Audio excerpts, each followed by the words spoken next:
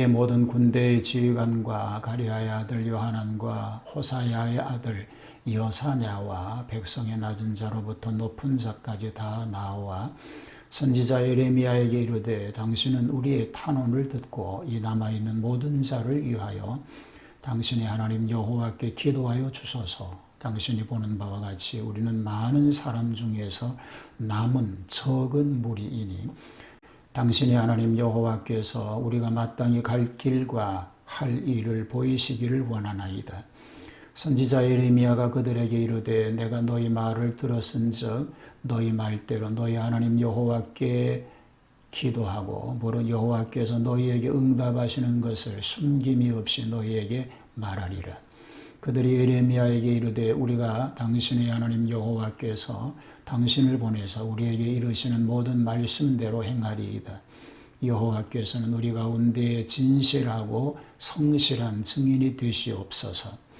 우리가 당신을 우리 하나님 여호와께 보내면 그의 목소리가 우리에게 좋든지 좋지 않든지를 막론하고 순종하려 함이라. 우리가 우리 하나님 여호와의 목소리를 순종하면 우리에게 복이 있으리이다 하니라. 10일 후에 여호와의 말씀이 예레미야에게 임하니 그가 가랴의 아들 요하난과 그와 함께 모든 군 지휘관과 백성의 낮은 자로부터 높은 자까지 다 부르고 그들에게 이르되 너희가 나를 보내어 너희의 간구를 이스라엘의 하나님 여호와께 드리게 하지 아니하였느냐. 그가 이렇게 이르니라. 너희가 이 땅에 눌러 앉아 산다면 내가 너희를 세우고 헐지 아니하며 너희를 심고 뽑지 아니하리니 이는 내가 너희에게 내린 재난에 대하여 뜻을 돌이킴이라.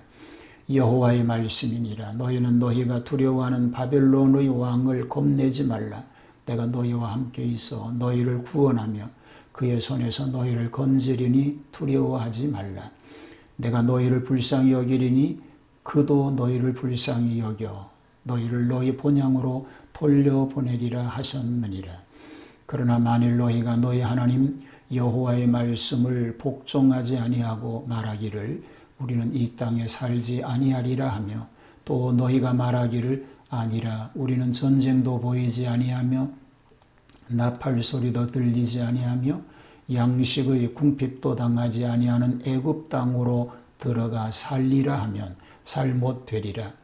너희 유다의 남은 자여 이제 여호와의 말씀을 들으라. 만군의 여호와 이스라엘의 하나님께서 이와 같이 말씀하시되 너희가 만일 애굽에 들어가서 거기에 살기를 고집하면 너희가 두려워하는 칼이 애굽 땅으로 따라가서 너희에게 미칠 것이요 너희가 두려워하는 기근이 애굽으로 급히 따라가서 너희에게 임하리니 너희가 거기에서 죽을 것이라. 무릇 애굽으로 들어가서 거기에 머물러 살기를 고집하는 모든 사람은 이와 같이 되리니 곧 칼과 기근과 전염병에 죽을 것인즉 내가 그들에게 내리는 재난을 벗어나서 남을 자 없으리라. 만군의 여호와 이스라엘의 하나님께서 이와 같이 말씀하시되 나의 노여움과 분을 예루살렘 주민에게 부은 것 같이 너희가 애굽에 이를 때에 나의 분을 너희에게 부으리니 너희가 가증함과 놀램과 저주와 치욕거리가 될 것이라. 너희가 다시는 이 땅을 보지 못하리라 하시도다. 유다의 남은 자들아 여호와께서 너희를 두고 하신 말씀에 너희는 애굽으로 가지 말라 하셨고 나도 오늘 너희에게 경고한 것을 너희는 분명히 알라. 너희가 나를 너희 하나님 여호와께 보내며 이르기를 우리를 위하여 우리 하나님 여호와께 기도하고 우리 하나님 여호와께서 말씀하신 대로 우리에게 전하라. 우리가 그대로 행하리라 하여 너희 마음을 속였느니라. 너희 하나님 여호와께서 나를 보내사 너희에게 명하신 말씀을 내가 오늘 너희에게 전하였어도 너희가 너희 하나님 여호와의 목소리를 도무지 순종하지 아니하였은즉 너희가 가서 머물려고 하는 곳에서 칼과 기근과 전염병에 죽을 줄 분명히 알지니라. 네, 오늘은 예레미야 42장입니다. 요한한 일행은 대소를 막론하고 예레미야를 찾아와서 기도를 청합니다. 저희는 고락간에 하나님을 복종하기로 약속합니다. 그러나 환난 당할 때 기도는 요청하면서도 순종하지 않으면 문제인 것입니다. 42장 잔류민에 대한 처리 내용이 소개가 되지요. 선지자의 기도를 부탁하는 얘기가 먼저 1절로 6절에 소개가 됩니다. 이 요하난을 중심으로 한 인물들이 선지자 예레미야를 찾아와서 하나님께 기도하여 주기를 청하고 있는 것은 그 이유를 알 수는 없으나 22절에 보면 진실이 아니라 위선적 형식임을 알 수 있습니다. 그러나 그들은 복종을 약속하고 고락간에 하나님의 말씀을 듣기로 확약합니다. 얼핏 보면 진실한 신자 같으나 실은 복종함이 없는 위선적 기도라고 말할 수 있습니다. 흔히 사람들이 환난을 당할 때는 어쩔 수 없어서 기도로 하나님을 찾기도 하고 일시적으로 회개를 하기도 합니다. 그러나 본심에서 기도하지 않고서는 축복을 받을 수가 없는 것입니다. 하나님께서는 사람들의 심정을 너무나 잘 알고 계시기 때문입니다. 형식적인 기도는 오히려 하나님께 가증스러운 것이 되기가 쉽습니다. 하나님의 뜻에 의한 대답이 7절에서 12절에 소개가 됩니다. 예레미야는 하나님의 사람이기 때문에 하나님 앞에 기도하여서 그 대답을 바로 할 수 있었습니다. 그가 말하기를 너희가 이 땅에 여전히 거하면 내가 너희를 세우고 헐지 아니하며 너희를 심고 뽑지 아니하리라. 즉 재앙에 대하여 뜻을 돌이키는 복을 주시겠다고 10절에서 언급합니다. 바벨론 왕을 두려워 말라고 11절은 말하죠. 내가 건지리니 두려워하지 말라고 말합니다. 자, 12절에서 본향으로 돌려보내리라고 말합니다. 다시 말하면 동요하거나 성급하지 말고 바벨론 왕의 정책을 순종하고 인내로 지내면 본향으로 돌아가게 하시겠다는 말씀인 것입니다. 여기 원문에 고토에 머물게 한다라고 말하는데요.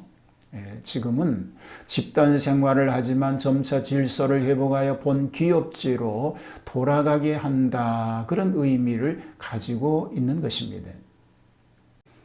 애굽으로 가지 말라고 하십니다. 13절로 18절 말씀이지요.